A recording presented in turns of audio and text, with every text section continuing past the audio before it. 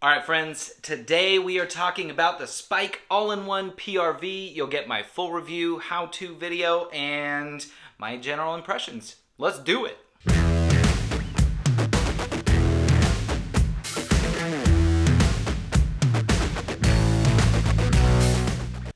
Okay, friends, I had the pleasure of testing out the Spike All-In-One PRV. I made a Munich Helles under pressure. And so I just wanted to kind of go through the perks and basically the reason why you would want a spunding valve, because this is a spunding valve, pressure relief valve, and pressure gauge. And so that's why it's called an all-in-one. So step one, why is this important? Because if you have pressure inside a fermentation tank that gets too high, you have a potentially explosive situation. Either you're going to go take a tri-clamp cap off and it's going to pop into your face. You could just have a really sticky mess if that kreuzen gets into the standard PRV and blocks it.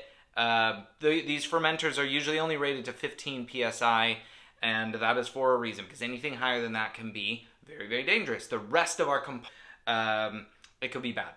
So a PRV number one is a safety device, and so this particular one, it will not allow more than 15 pounds per square inch to build up inside.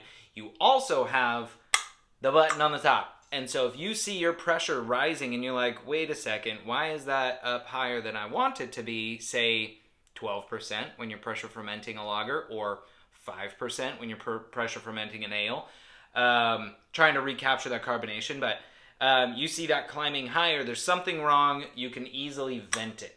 One note about the venting button at the end, stay tuned for that, and I will go over that. So, number two, this has a built-in gauge. My other spunding valve is it's the blow tie.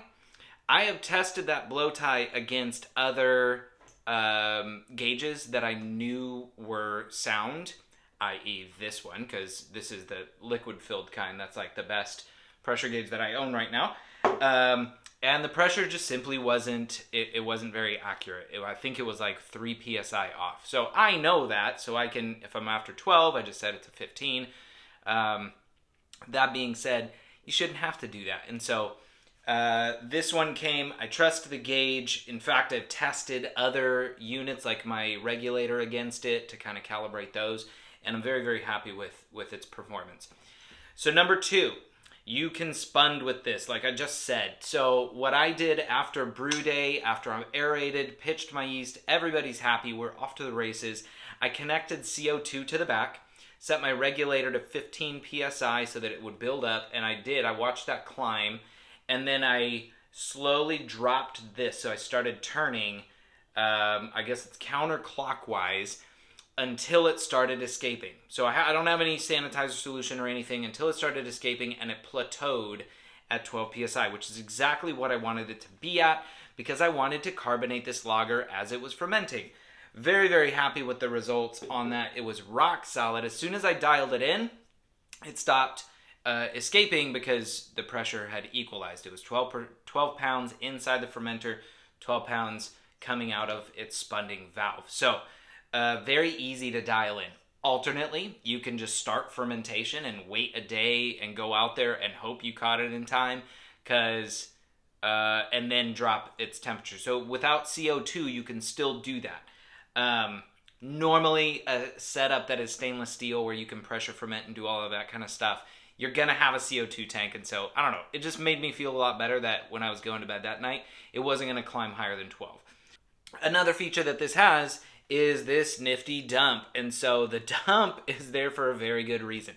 Somebody gave me the advice before I even used it. I asked for advice on Instagram, and I said, like, hey, does anybody have any tips? And they said, clear the liquid before you depress the pressure relief button on the top. I learned that the hard way, even though somebody had told me about it. So it does have this drain port. So basically you just pull the cap off. It's going to drain that sanitizer. One tweak that I'm going to do for my brewery is I'm going to set a section of tubing so that can hang off to the side, and I can either crimp it or do something like that. But I want to be able to drain it off the top of the fermenter. Like right now, I just kind of put a rag there and it caught the star sand as I was dumping it. So less than ideal, but it is what it is. When I depressed this the first time, not even thinking about it, I was like, oh, I'm ready to do my transfer. I need to, or add gelatin, or do whatever it is that you need to release pressure for. I just went for it. Slap. It's super easy, so it's not going to be stuck. Guess what? It shot that sanitizer everywhere. It was on my ceiling. It was under my shelves that are right above the fermenters. It was everywhere. Fortunately, it's just Star San, so it dried up. I cleaned it up pretty easy. One note on that. It is hot. It is California for me, and it's the end of summer. My brewery out there was pretty hot, so it was like 80 degrees, and so I did have to top this off a couple of times. So no harm. There's still positive pressure coming out, but I came out and I noticed, and like the bubbles are barely like making it out from underneath the liquid level, and so I topped it off to right there. And the first day that I had it, the whole thing was like a cool cone of Star San bubbles, which I'm not complaining about. So that's about it for this all-in-one pressure spunning valve, pressure relief valve, and obviously I'm a huge Spike fan, and so everything that they make is super, super heavy duty. The second I held it, I knew it was well constructed. On the Pro Brewing side, we have very similar ones. Usually it's off of a T and it angles up, and then you have your spunning valve. But you have to have a second pressure gauge to figure out what the pressure inside the tank is. So this, it builds it all in, and you could use this at the pro level, I'm certain of it. So on that note, pro gear, big holes. Home brewing gear, little holes. So the blow tie, for example, you are restricted to the inside diameter of a ball lock pin. This guy, 1.5 inches. And so it's an 1.5 inch tri-clamp. And so whatever this inside diameter is, Kreuzen is not going to booger this up to where it is useless. I've had a blow tie get Kreuzen in it, and I pretty much threw that pressure gauge away because I couldn't trust it anymore. I had no version of cleaning it or doing anything like that. So this pressure gauge is the sealed kind, so she does not mind being dunked in sanitizer at the end of the day, and it's good. One last thing, I know I said I was done. One last thing is cleaning this is easy peasy lemon squeezy. So you just take the whole thing apart, and there's really only 2 pieces here. If you really wanted to get OCD with it, you could undo the pressure gauge and the ball lock post. I did not. I just dunked the whole unit into PBW at the end of its use.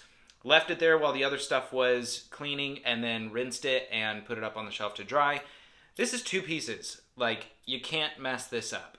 How many times have you taken something apart and there's like 15 pieces to it? No, this is not the case. So there's 2 pieces. Clean everything. Make sure you got all the Kreuzen and goobers out. I do see lubricant up inside that rim. I don't know if you can see it. So I expect that after however many times of using it, I'm just going to keep an eye on that, but that's sealing this cap onto the main body when it's all the way closed. So again, well done, Spike. I do recommend this. Bang for your buck. There are cheaper solutions, but again, the drawbacks are that you're going to be buying them multiple times. They're not going to last as long. They're not as reliable, and like Kreuzen could booger it up the first time that you use it. And so I don't know, this feels worth the investment to me. So thank you, Spike, for putting it out. I will continue using it, and for everybody out there that's been wondering about buying it, now you know. I hope you dug that. If you got any questions, hit me up down below. If you have not seen the accompanying video that goes with this, it is about the CO2 kit that Spike just released. That dropped today, and I really want to tell you guys about it, so I hope you enjoy it. See ya!